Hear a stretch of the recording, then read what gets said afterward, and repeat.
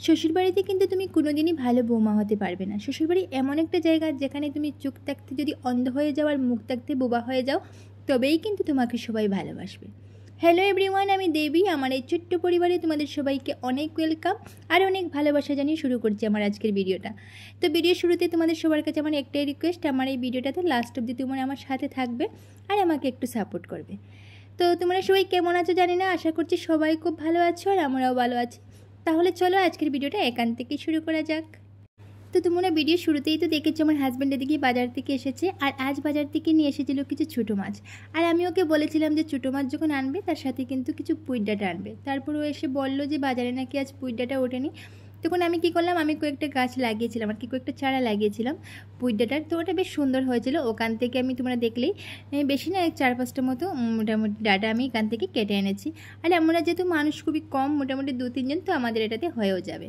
তারপর আমি ছোটো মাছগুলো যা লাগবে তাই আমি এখানে ফ্রাই করে নিলাম, বাকিগুলো আমি ফ্রিজেই রেখে দিয়েছি। আর এদিকে ভাবলাম বাজারের ব্যাগটাও একটু গুছিয়ে নেই। তো আজ বাজার থেকে নিয়ে এসেছিলো কিছু পটল, কারকোল আর ওর ফেভারিট যেটা শাক তোমরা জানোই, আর কিছু ঝিঙে। আর হ্যাঁ, তোমরা একটা কথা আমাকে বলতেই পারো যে সবসময় শুধু ঝিঙেই দেখি, তোমরা কি শুধু ঝিঙেই খাও? তো অ্যাকচুয়ালি কী হয়েছে জানো তো, আমার না অ্যাকচুয়ালি একটু অ্যালার্জির সমস্যা আছে। তো আমি যে কোনো সবজি খাই না কেন, ওই বর্ষাকালের বলতে পারো কচু, মুখি বা কুয়াশ, পেঁপে, মানে সব কিছুতেই বলতে পারো আমার একটু একটু অ্যালার্জির সমস্যা হয়। আর এই ঝিঙে, আলু এগুলো খেলে মানে একটু অ্যালার্জির সমস্যা হয় না আর কি। তাই এতটা আমার ভালো লাগেও না বলতে পারো, তারপরেও কিন্তু আমি ঝিঙেটা খাই আর কি, যাতে কোনো প্রবলেম না হয় তার জন্য। আর হ্যাঁ, তোমরা যারা আমার আগের ব্লগগুলো দেখেছো তারা নিশ্চয়ই বুঝতে পারছো যে এই জিনিসটা আমি কেন রেডি করছি। তোমরা দেখেছো আমি গাছ থেকে একটা অ্যালোভেরার পাতা নিয়ে এসেছি, আর এখানে একটা মাঝারি সাইজের পেঁয়াজ আমি গ্রেট করে নিলাম।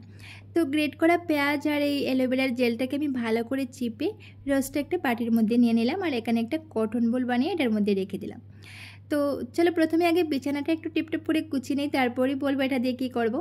আর অ্যাকচুয়ালি একদম সকাল সকাল আমি বিছানাটাকে ভালোভাবে গুছাতে পারি না, কারণ কি জানো তো, ওই যে এতটা মানে তাড়াহুড়ো থাকে আমার, কি বলবো, এদিকে হাজব্যান্ড যাবে ডিউটিতে। তো ঘুম থেকে উঠে তাড়াহুড়ো করে কোনোভাবে প্রথমে বাসি ঘরটা একটু ঝাড় দিয়ে দিলাম, যাতে ওকে বাসি ঘর থেকে বেরোতে না হয় আর কি, তাই। আর তারপরে ওই মশারিটা খুলে একটু ভাঁজ করি, তারপরে আমি সোজা কিচেনে চলে যাই। তারপর যখন ও খাওয়া দাওয়া শেষ করে তারপর ডিউটিতে বেরিয়ে যায়, শেষে আমি এসে আবারও ঘরটাকে একটু ভালো করে ঝাড় দিই। তারপর আমি বিছানাটাকে একটু টিপটপ করে গুছিয়ে নেই আর কি। প্রথমে একদমই পারি না, শুধু মশারিটা খুলে রেখেই চলে যাই, শেষেও যাওয়ার পর একটু টিপটপ করে গুছিয়ে নিই। আর এদিকে যে আমি পেঁয়াজের আর অ্যালোভেরার যে মিশ্রণটা বানিয়ে রেখেছিলাম, এটা এবার মাথায় দিয়ে দিলাম, দিয়ে একটু ভালো করে মাসাজ করে নিলাম চুলের গোড়াটা। আর যতটা ভালো করে মাসাজ করবে চুলের গোড়াটা কিন্তু ততটাই শক্ত হবে। তারপর আমি চুলটাকে একটু খোপা করে নিলাম। আর এটা না কি বলবো তোমাদের, যে এই অ্যালোভেরার আর পেঁয়াজের যে রসটা যে মানে কতটাই চুলের জন্য ভালো। সত্যি কথা বলতে হেয়ারফল থেকে কিন্তু অনেকটাই তুমি মুক্তি পাবে, হেয়ারফল অনেকটাই কিন্তু কমে আসে।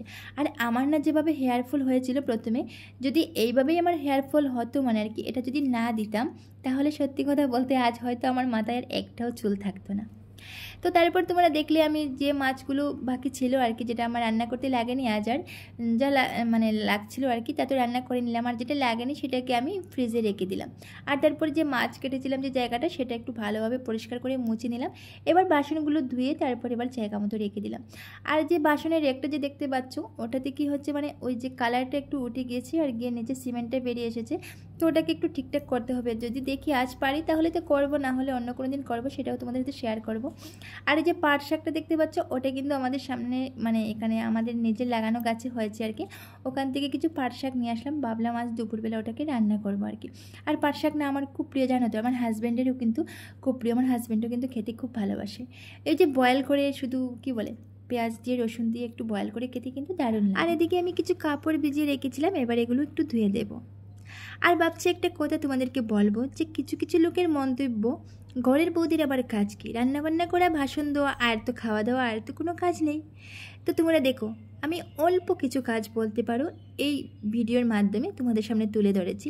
তো এখানেই তোমরা দেখতে পাচ্ছ কতটা কাজ, আর ক্যামেরার পেছনে যে কতটা কাজ থাকে সেটা তো আর তোমাদেরকে বলে বোঝাতে পারবো না, কত কাজ থাকে সেটা হয়তো সব কিছু আমি ক্যামেরার সামনে তোমাদের সামনে তুলে ধরতে পারছি না, কিন্তু কত কাজই থাকে বলতে পারো।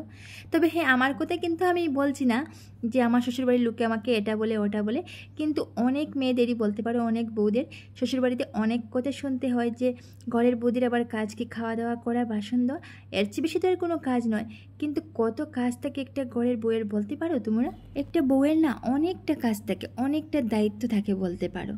এই যে তোমাদের বললাম সামান্য একটা 5 মিনিটের ভিডিওতে তোমরা দেখো কতটা কাজ আছে এখানে, আর ক্যামেরার পিছনে তো কতটা কাজ আছে সেটা তো তোমাদেরকে বলে বোঝাতে পারবো না। সব হয়তো তোমাদের সামনে আমি এই ভিডিওতে তুলে ধরতে পারিনি, তবে অনেক কাজ থাকে, অনেক কাজ থাকে। তারপরেও কি জানো তো, এই শ্বশুরবাড়ির লোকদের না ঘরের বউয়ের উপর খুদ ধরাটা কোনো দিনই যাবে না। এই 5 মিনিটের ভিডিওতে তোমরা কত কাজ দেখলে, যদি আমি সব কাজ তোমাদেরকে এই ক্যামেরার সামনে তুলে ধরি তাহলে হয়তো এই ভিডিওটা দেখতে তোমাদের বোর লাগবে, হয়তো ভিডিওটাই তোমরা দেখবে না। তারপরে সবাই বলবে যে ঘরের বউদের আবার কাজ কি। আর আবারও বলছি, তোমরা কিন্তু আমাকে নিয়ে এরকম কিছু ভেবো না, আমার শ্বশুরবাড়ির লোক কিন্তু খুবই ভালো, তবে অনেক ঘরের বউদের এরকম কথা শুনতে হয় আর কি। তো যারা এরকম কথা বলে যে বউদের মানে এরকম মন্তব্য যাদের আর কি বউকে নিয়ে, তো তাদের উদ্দেশ্যে আমার এই কথাটা বলা আর কি। আর এদিকে দেখেছো ঘর মুছতে মুছতে কিন্তু বৃষ্টিটাও চলে আসলো, তবে বৃষ্টি আর বেশিক্ষণ দেয়নি, ওই হালকা হালকা কিছুক্ষণ দিয়েছিল, তারপরে কিন্তু আবার রৌদ্র উঠে গেল। আর এদিকে আমি যে পাপোশগুলো রৌদ্রে দিয়েছিলাম সেটা এনে আবার জায়গা মতো রেখে দিলাম। আর জানো তো, ওই রান্নাঘরের আর বাথরুমের পাপোশটা কিন্তু একটু বেশি নোংরা হয় বলতে পারো, কারণ সবসময় জল টল পড়ে তো, তাই একটু বেজে যায় আর কি। তো প্রত্যেক দিনই মানে যতটুকু পারি এটাকে একটু ধুয়ে দেয়, আর যদি না ধুয়ে দিই তাহলে একটু রৌদ্রে শুকিয়ে তারপর এনে রেখে দেয় আর কি। তো এটা একটু বেশি নোংরা হয় জল পড়ার কারণেই বলতে পারো। তো প্রত্যেকদিন এটাকে একটু শুকিয়ে তারপর এনে ওই জায়গা মতো রেখে দেয় আর কি। আর এদিকে দেখো, তোমাদের সাথে কথা বলতে বলতে আমি স্নানটাও সেরে নিলাম, আর এখন নিজেকে একটু পরিপাটি করছি আর কি, পরিপাটি করে নিচ্ছি আর কি। ওই চুলটা আছে আর অল্প সিঁদুর পরে নিলাম, আর এদিকে ঠাকুর সেবাটাও দিয়ে দিলাম। আর ঠাকুর সেবা দিয়ে দেখে হঠাৎ করে আমার ছোটো বোন এসেছে, ওর একটু কাজ ছিল আর কি, তাই এসেছে ডিউটি থেকে যাওয়ার সময়। তো ওকে বললাম দুপুরবেলা যখন এসেছিস তো একটু খাওয়া দাওয়া করে যাবি। তো দু বোন মিলে একসাথে খাওয়া দাওয়া করলাম আর কি। আর এই যে কন্টেনারগুলো, এগুলো তো তোমরা দেখেছোই, আমি বিশাল থেকে নিয়েছিলাম। তো এগুলোকে আমি প্রথমে একটু ধুয়ে তারপরে একটা সুতির কাপড়ের মধ্যে একটু শুকানোর জন্য দিয়েছিলাম আর কি। তো এবার শুকিয়ে গেছে, এখন আমি যে মশলাপাতিগুলো এটার মধ্যে মানে রাখার আছে এগুলোকে একটু সুন্দরভাবে রেখে দেবো।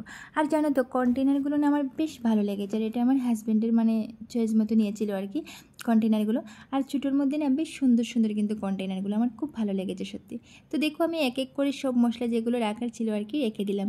ওই লঙ্কা গুঁড়ো, হলুদ গুঁড়ো, জিরে গুঁড়ো, তারপর বলতে পারো সাদা সর্ষে, কালো সর্ষে, বেশ সুন্দর করে রেখে দিলাম। আর রান্নাঘরে একটা জিনিস কী হয় জানো তো, যে কোন কন্টেনারে আমরা কী রাখি সময় মতো কিন্তু খুঁজে পাই না। আর যখন তাড়াহুড়ো লাগে সময় মতো খুঁজে না পাই তখন কিন্তু মাথাটাই নষ্ট হয়ে যায় বলতে পারো। তো এটা ভেবে আমি এই হোয়াইট কালারের কন্টেনারগুলো নিয়েছি, মানে কাভার ছাড়াই আর কি বলতে পারো, যে বাইরের দিক থেকে দেখা যায় যে কোন কন্টেনারের মধ্যে কী রেখেছি। তো তাই আমি এগুলোই নিলাম আর কি, যাতে বাইরের দিক থেকে বেশ সুন্দরভাবে দেখা যায় আর তাড়াহুড়োর সময় হাতের কাছেই পাওয়া যায়, ওটা ভেবে আমি এই কন্টেনারগুলো নিয়েছি। আর এগুলো না বেশ সুন্দর দেখতে, আমি তোমাদেরকে প্রথমেই বলেছি ছোটোর মধ্যে কিন্তু বেশ সুন্দর। শেষে ওই কন্টেনারগুলো রান্না করে নিয়ে জায়গা মতো রেখে দিলাম আর কি। আর তারপর কিছুক্ষণ মোবাইল দেখছিলাম, শেষে ভাবলাম না রাতের খাবারটাও একটু রেডি করে নেই, বেশি লেট করবো না, তাড়াতাড়ি ঘুমিয়ে যাবো ভাবছি। তো আজকে রাতের খাবারে ছিল রুটি, আর সাথে বানিয়েছিলাম ওই ছোটো চানা, বাদাম, তারপর ওই মুগ দিয়ে একটা ভাজি করেছিলাম, আর ছিল ওই ঝিঙে আলুর সবজি, এগুলোই ছিল, আর রুটি ছিল আর কি। তো তোমরা জানোই আমি রাতে বেশিরভাগই রুটিই খাই, তো আমরা দুজন, আমি এবং আমার হাজব্যান্ড রাতে রুটি খেয়েছিলাম, আর ওই ভাজিটি ছিল আর কি সাথে। তো বন্ধুরা, আমার আজকের এই ভিডিওটা ছিল এই পর্যন্তই। যদি আমার আজকের এই ভিডিওটাতে তোমাদের একটুও কিছু ভালো লেগে থাকে তাহলে অবশ্যই একটা লাইক করবে, কমেন্ট করবে, শেয়ার করতে কিন্তু একদমই ভুলবে না। আর যারা এখনও আমার চ্যানেলটা সাবস্ক্রাইব করেনি অবশ্যই আমার চ্যানেলটা সাবস্ক্রাইব করে আমার পাশে থাকবে। তো আজকের মতো সবাইকে টাটা, সবাই খুব ভালো থাকো, সুস্থ থাকো, আর তোমাদের পরিবারের সকলকে নিয়ে ভালো থাকো। Love you guys.